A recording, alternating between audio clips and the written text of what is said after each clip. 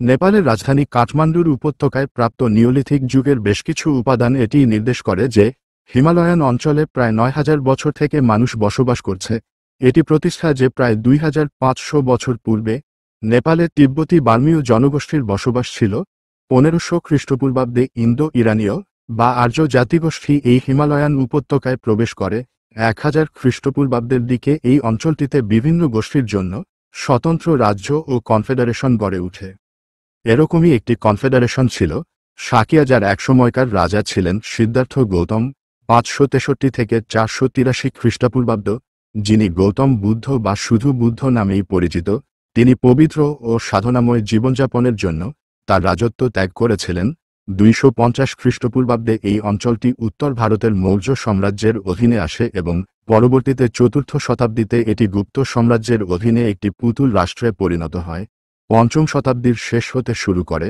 পরবর্তী বেশ কিছুটা সময় শাসন করে একদল শাসক যারা সাধারণভাবে লিচ্ছবি নামে পরিচিত। লিচ্ছবি সাম্রাজ্যের পতন ঘটে ৮ম শতাব্দীতে এবং এরই সাথে শুরু হয় নেওয়ারি যুগের। ৮৭৯ সালে নেওয়ারিদের রাজত্ব শুরু হলেও সমগ্র রাষ্ট্রের উপর তাদের নিয়ন্ত্রণ অনেকটাই অনিশ্চিত ছিল। একাদশ শতাব্দীর শেষভাগে নেপালের দক্ষিণাংশ দক্ষিণ ভারতের চালুক্য সাম্রাজ্যের অধীনে আসে। চালুক্যদের রাজত্বকালে নেপালের ধর্মে ব্যাপক পরিবর্তন আসে, কারণ সব রাজাই হিন্দু ধর্মের পৃষ্ঠপোষকতা করতেন এবং বৌদ্ধ ধর্মের প্রসারের বিপরীতে হিন্দু ধর্মের প্রচারে অবদান রাখেন।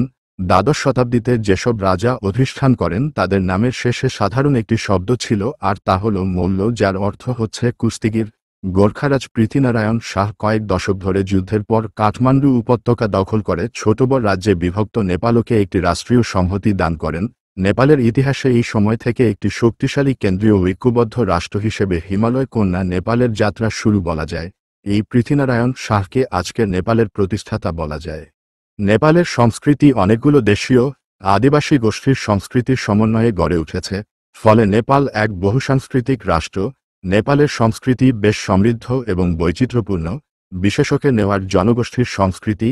নেওয়ার জনগোষ্ঠী অনেকগুলো পার্বণ পালন করে এবং তারা তাদের গান ও নাচের জন্য সুপরিচিত। বন্যপ্রাণী বৈচিত্র্য নেপালের একটি উল্লেখযোগ্য বৈশিষ্ট্য। অত্যন্ত ঠান্ডা থেকে উষ্ণপ্রধান আবহাওয়ার তারতম্যের জন্য নেপালে উদ্ভিদ ও প্রাণীজগতে এক বিরাট বিভিন্নতা বা বৈচিত্র্য আছে। বন্যপ্রাণী পর্যটন এই দেশের অন্যতম পর্যটন। এখানে কিছু বন্যপ্রাণী আছে যা একমাত্র নেপালে দেখা যায়, যেমন স্পিনি ব্যাবলার। নেপালেই বিভিন্ন প্রজাতির রডোডেনড্রন দেখা যায়। নেপালে বন্যপ্রাণী সংরক্ষণের জন্য অনেকগুলি জাতীয় উদ্যান স্থাপন করা হয়, যার মধ্যে গুরুত্বপূর্ণ ওয়ার্ল্ড হেরিটেজ সাইট হল সাগরমাথা জাতীয় উদ্যান ও চিতওয়ান জাতীয় উদ্যান।